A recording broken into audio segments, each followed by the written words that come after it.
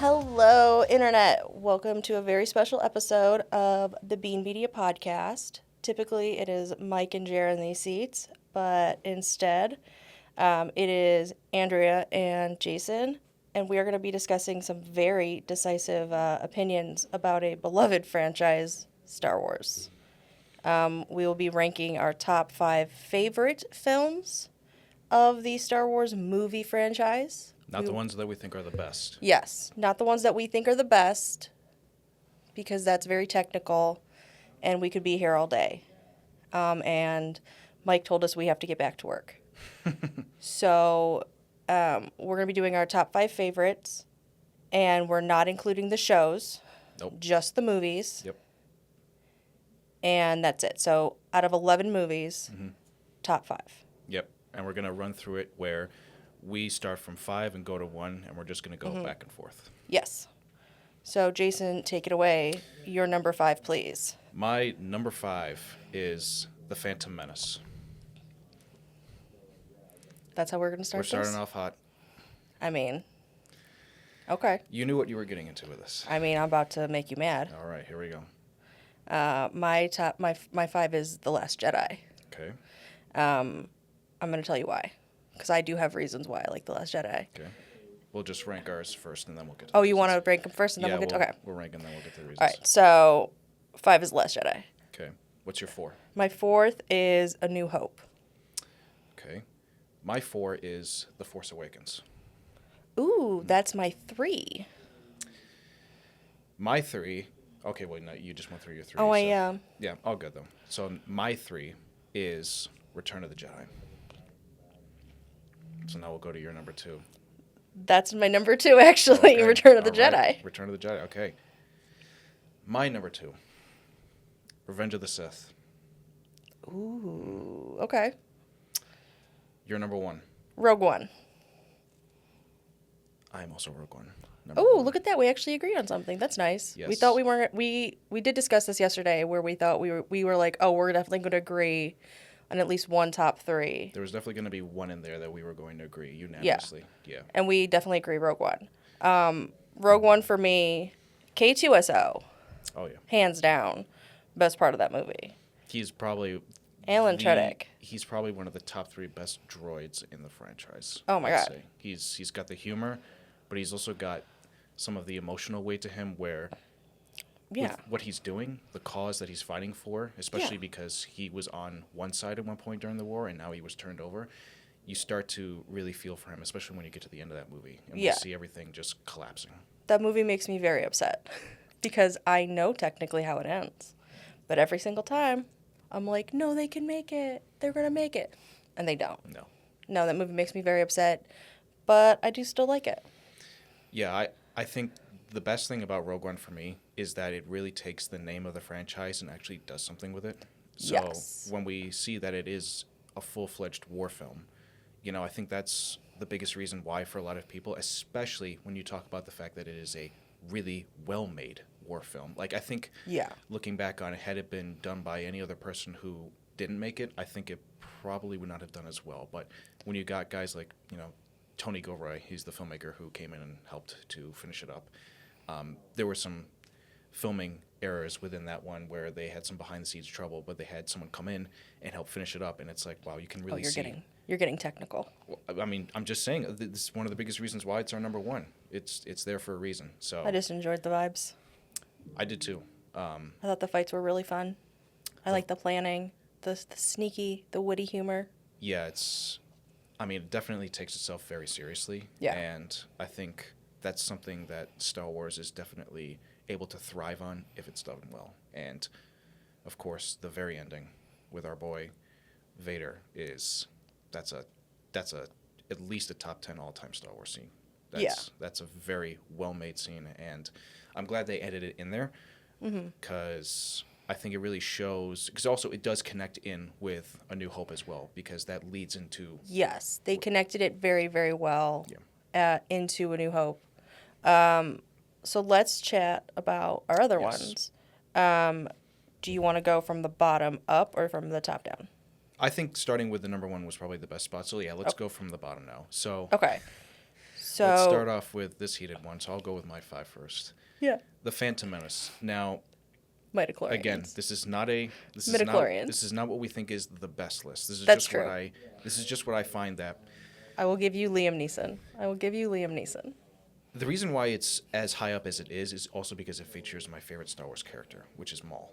I really love Maul. Okay, yeah, Maul he's really is easily one of the best villains in the entire franchise, no doubt about that. Not just because of his look, but also because like he just oozes a presence that like you feel like you can be afraid of within. good. Yeah, he's got the double-sided Yeah, he's got the lightsaber, double-bladed and he's saber. like kind of he's got some really good fight scenes. Yeah, he's got.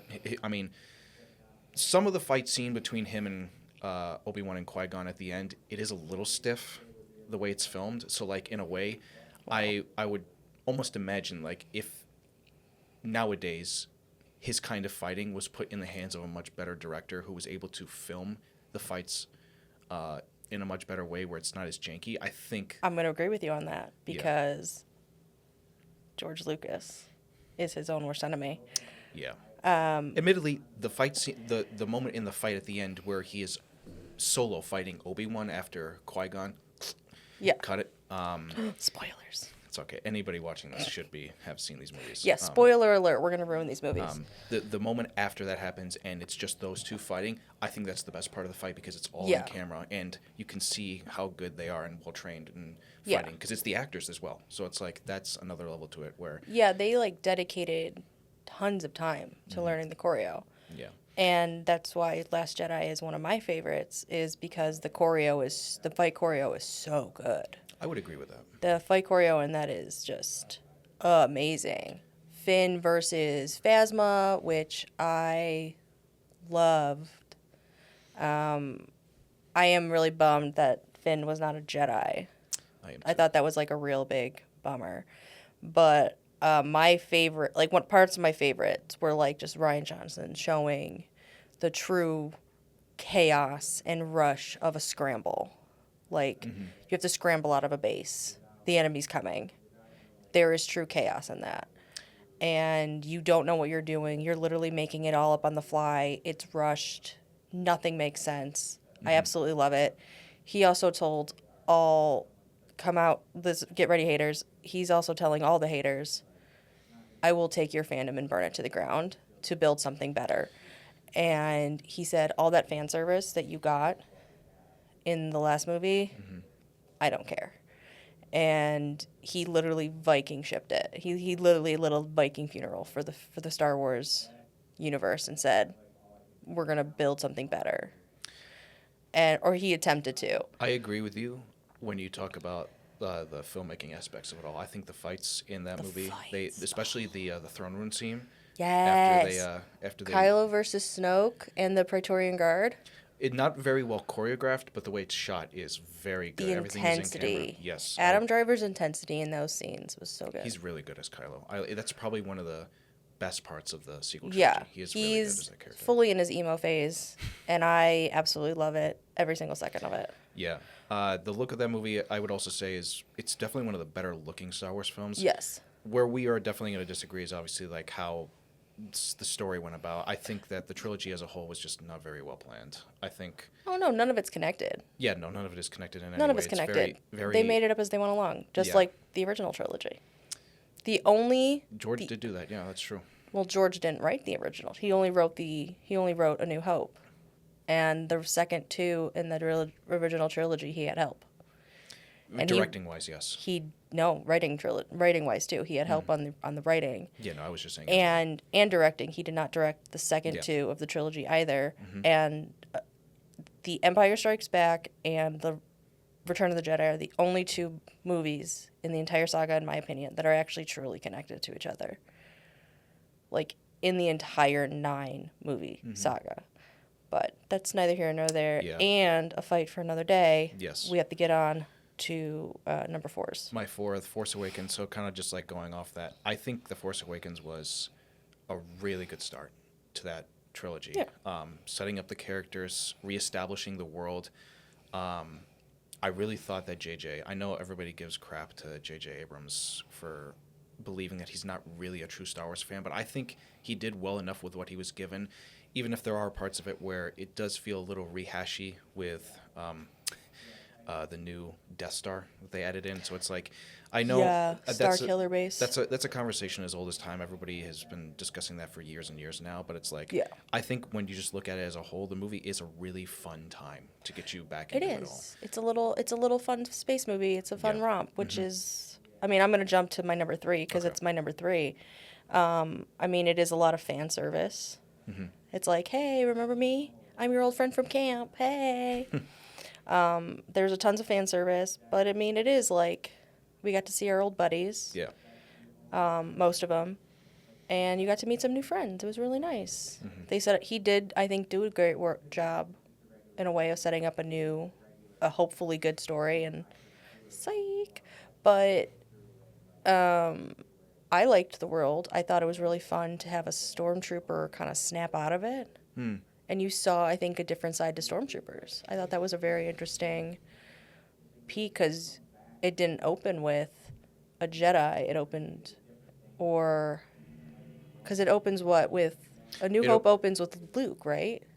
It's been a while. A New Hope opens with the shuttle that Oh, yeah, Leia's yeah, on yeah. getting It's tracked been a down by Vader's star. Yeah, Star it's been a while. Calm down, guys. I'm old.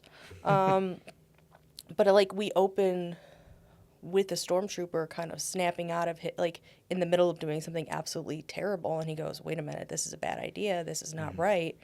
And you see him make a really crazy decision of, "Oh no, this is wrong." He snaps out of whatever's controlling him, and he makes a crazy decision for him, Yes. and I think that was really cool. Yeah, I think again, a conversation for another time. But I thought they really did establish well his relationship with Rey. Yes. And I have my thoughts about where that went for the rest of the series. I think that Yeah, was they the should have had perfect. friendship bracelets. No, I think they should have been a relationship, like a love relationship. I think they were teasing that. No, he should have been with Poe. Finn and Poe, forever. Forever and ever. The boys. The boys. Yeah, they've got a good. Also romance. BB-8. Yeah, He was a little BB-8. cutie. He was a little cutie pants. really good droid design, and definitely makes sense for keeping it moving into the Yeah. into the I future. love a sassy droid. Yeah, very good. Now my number 3, Return of the Jedi. So the reason why this is the only one of the original trilogy on my list is because I find That's this. right, it is. Yeah. The original trilogy does not connect with me as much as other people, and the reason is because You're I 10. find that Sorry, 12. no, but the movies, there's qualities of them that are extremely dated in terms of Yes. the dialogue and how characters talk with each other, and there are a lot of moments that do take their time to get to the point. Now you need that, but I think because of how old those films are and the way people talk to each other back in the day with how they are directed to talk to each other, it doesn't quite get there enough to me. So that's why Return of the Jedi, featuring all these great battles, especially the one at the end, Yeah. it's like that is peak filmmaking for the time that it came out. It's like Yeah. we're talking way ahead of its time kind of stuff, and all that stuff, it keeps me coming back. It's entertaining. Yes, there's the Ewoks. I know everybody, that's the biggest reason why some people so did not cute. like that movie at the time and felt like it fell off. Like that, if anything, Return of the Jedi was the first one that really sparked this divide in fandom where they're like, yeah, that it wasn't good. But Well, it's I like. because some people were scared of teddy bears. And some people were like, "Oh, look, the They cute didn't think teddy it was bears." realistic that they would be taking down this entire army, like this much more advanced army. So it's like, I understand what they're saying, and that was the silly aspect of Star Wars coming out of that movie. And I think, again, even if you remove all that aside, it's still a very fun film to watch. And the ending, of course, it's like, in a way, you could say like they didn't really have to continue on from there after that. Like the No. ending was pretty definitive. It was very well. I don't think he planned to continue. He was Yeah. like, "Oh, if it ends here, it ends here." Yeah, it took him a long time to really get to that point. Almost, Yeah. How many years after it? It was 1983, Return of the Jedi, and then Yeah. Phantom Menace was 99, so it took him almost 15 years to Yeah. get a new story back in. So, Yeah. yeah. I mean, I, for one, loved the Ewoks. I did have a nightmare about Ewoks as a kid, but, I mean, I love Return of the Jedi because it's, like, nostalgic for me. Like, Makes sense. going home, watching it. Like, we had it on VHS. I had the original trilogy on VHS. My mom had the books at one point. And it's just like nostalgic, like watching it with my cousins and my mom and on the weekends and stuff. I mean, same thing with the New Hope. I mean, we kind of like hopped over a New Hope, but Yeah. like they're goofy space movies is like at the end of it, Right. and I think they're just a fun little romp. I think the big winner in all of this is that we need to recognize that John Williams is a musical genius. Probably at this point, for me, I personally think he's going to be the second greatest of all time by the time Second? my boy Hans Zimmer is done with his career. Hans Zimmer is here a we go. second-rate John Williams. Hans Zimmer is a genius. He's great, but he is second to John Williams. He learned from John Williams, and I will fight this on another day because we are out of time. We've debated long enough. Yeah. And we have to get back to work because Mike will fire us. We want to thank everybody for hanging out with us. If you have a different top 5 or you want to fight us in the comments, we will answer. And I will put 10 toes to the ground and stand by my top 5 any day of the week. Leave comments below. Debate us as much as you can. Yeah, debate us as much as you're ready to, because I won't stop. Thank you so much for tuning in. Have a wonderful day, and may the 4th be with you.